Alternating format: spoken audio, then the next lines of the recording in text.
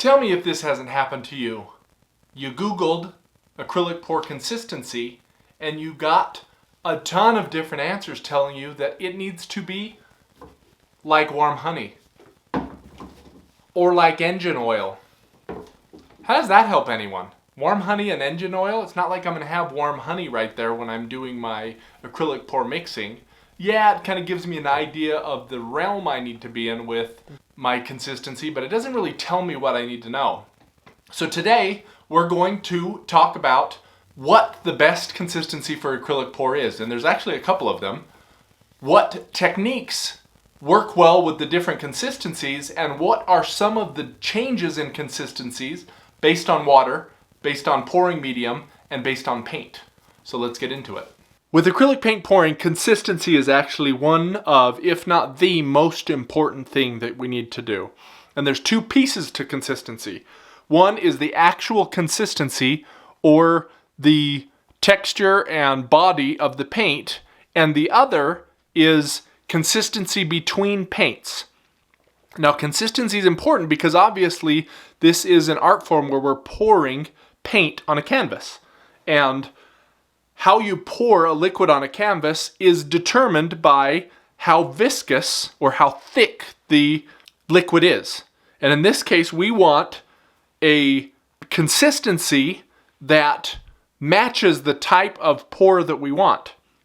There's lots of different techniques out there, and each one of those techniques has a different consistency that we need to use, or range of consistencies that we need to use in order to get that pour to work. So what I have here is I have a thick consistency, a regular consistency, a thin consistency, just using water, a mixture with just using water, because I want to show how that consistency is different than a regular consistency, and also a different pouring medium. So for these, I used the Elmer's Glue All as the pouring medium. For this one, I used the Deco Art, and as I mentioned before, this one only has water. So first, consistency. We're going to look at first a regular consistency. Now, a regular consistency, in this case, it's 2 parts glue, 1 part paint, and about a half part water. I have other videos, which I'll link in the description below, about the exact pouring medium, or exact mixture to use. But in this case, my regular consistency, and I can tell consistency by pulling my paint stick out and letting it drizzle on. Now, a couple of things with this. You want to be, however you measure consistency, do it the same, consistent, pun intended, every time. If you don't do it the same, it can be different. So for example, this, I lifted up about 2 inches off and I let it drizzle off. My cup's at about a 30, or my stick is about a 30-degree angle. It's not straight up and down, it's not flat, about a 30-degree angle. And as you can see here, this is my regular consistency. It makes a mound, kind of grows a tiny bit on itself, and then goes away. I'm about 2 inches high off. That's about where I do my checking every time. Make sure you're checking the same way every time so you get the same consistency. Because look, if I bring this way up here, it looks different. If I bring it way down here, it looks different. So I'm going to try and be at the exact same place every time. 2 inches up, 30 degrees. That's how I do it. Figure out how you want to do it and stick with it. Be consistent for your consistency. But again, it makes a mound upon a mound, it goes away. And in this case, if I move it around and let it sits for about 3 seconds. 1, 2, 3, and then it's integrated in. So that's regular. Now, regular is going to get used for a lot of different techniques. It can be used for almost every technique. The blob pour technique is one that it really can't be used for, or the Dutch pour, it's not quite thin enough. But straight pour, dirty pour, tree ring pour, puddle pour, a ton, which we'll go over in just a minute, the regular works for. All right, this is the thick paint. Now thick, same thing if I go 2 inches up, 30 degrees. Notice how it creates a mound upon a mound, kind of wriggles itself in there and then gets critical mass and goes away. This is almost mound upon mound upon mound, but it's definitely thicker. And if I do this, it takes 4 or 5 seconds before that really all disappears. So that is thick. And thick paint is going to get used for things like a blob pour, where you want the blob and you want it to kind of grow. If you've seen that before, you put a blob down, let it dry, put another blob down, let it dry. Be very thick. Another thing you can do for thick paint is when you want the color to stay defined. The thicker the paint is, the less colors are going to mix, and the more they're going to stay defined, and really the bigger bands of color you're generally going to get. So thick paint, not a lot of color mixing, bigger bands of color, more distinct color, much less cells, if any cells. If you want less cells, you really can go thicker. Next, we're going to look at the thin paint. Now, thin paint obviously has more water or more medium, depending on what you're using. And in this case, see how I'm 2 inches up? It doesn't even leave a mound. It just immediately integrates into the paint. That is thin. If I do this, same thing. It goes away less than a second. It's gone. So this is thin. And for thin, things like a Dutch pour, you want the thin paint. That's going to work much better with the thin paint. You can do like a tree ring pour. You're just going to get more colors mixing together.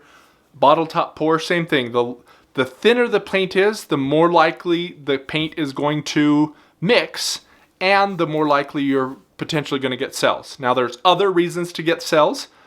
I'll link an article I created on how to make cells down below also. But if you want to get cells naturally, you're going to use thinner paint and then a pouring medium that really tends toward cells, like Floetrol. That's really the best one. Or adding silicone or something like that for cells. Again, a couple things. A swipe. Generally, you're going to want a thinner paint for swipe and then a slightly thicker paint for the regular colors so that you can get that colors there. But that's what you're going to use for thin paint.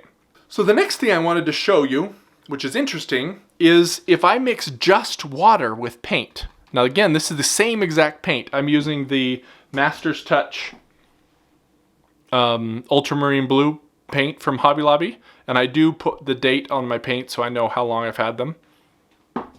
But this is just water. It's about the same consistency as the regular paint, but look how different it acts. Look how different it reacts when I'm trying to... This looks completely different, mixing straight with water. And the reason being is the glue changes the composition of this paint. It makes it more, I don't want to say buttery, more smooth than water by itself does. The reason being is when you mix just paint, you have the acrylic binders and that's it. Here I have the acrylic binders and the polyvinyl acetate PVA glue binders, which reacts differently. So these are the same consistency, but they look different.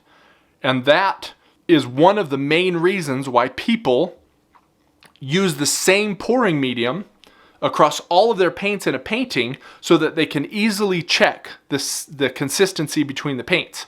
That's the consistency between the paints, not the consistency of the paint. Because if you have different consistencies, if you have one paint that's thin and 2 or 3 that are regular, the thin obviously is going to run faster than the thick, and you're going to get those little lines or rivulets of paint that moves faster than the other paint. That's why you want all of your paints to be the same consistency, unless you're really going for that rivulet look. But again, water and paint act differently than other pouring mediums do. This is, again, about regular, but it looks different. It acts different. It reacts different. Same thing with this Deco Art pouring medium, which I have in here. Deco Art is very sticky. And anytime you get a very sticky pouring medium, the paint reacts differently. So again, this is the same consistency, but it is it's even smoother than the glue. And same consistency, different reaction. So if I was making all of my paints with Deco Art, it would be much easier if they were all with Deco Art than trying to do some with glue, some with Deco Art, some with another consistency. Deco Art, again, is very sticky, and sticky paints tend to do this. They tend to, if you notice on the stick, you can see how much paint stays there. It kind of sticks to the stick and doesn't want to come off smoothly and evenly. That's because It's just a different, the pouring medium is different and reacts differently. So there ain't no point in wasting good honey.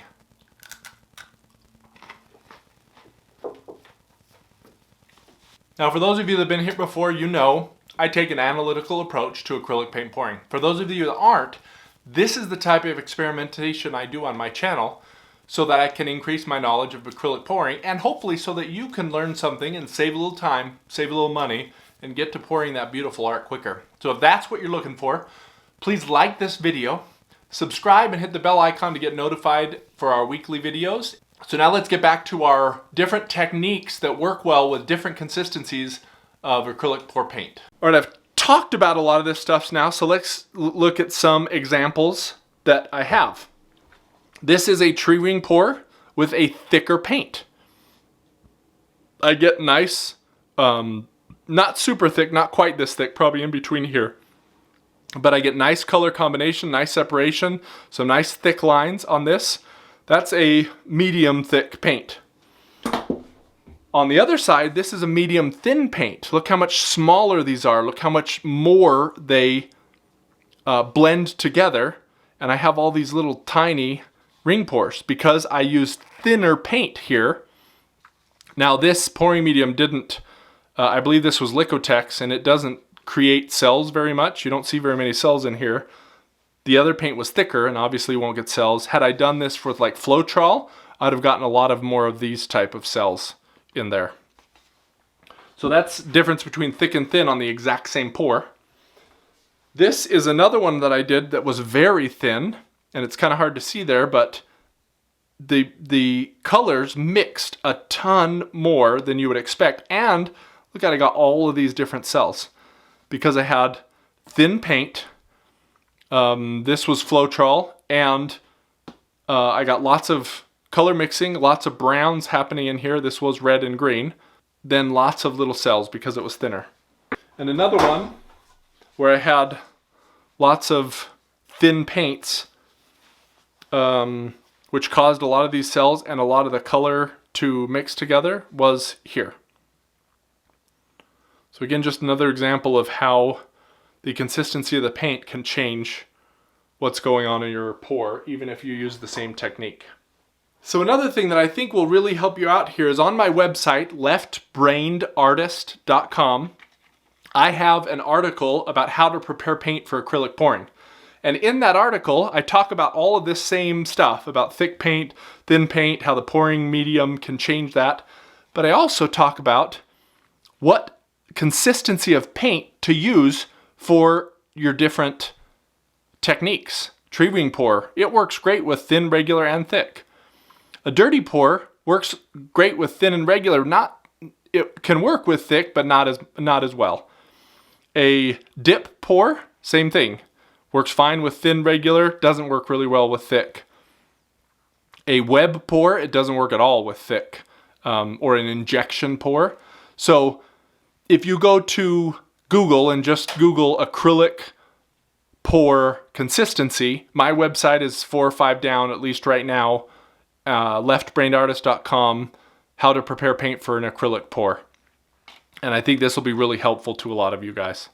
So if this video was helpful, I recommend you look at this video about, I review 11 different pouring mediums and talk about what they're good for, what they're good for, and rank them 1 to 11. The weekend's here, so now let's get out and do some pouring.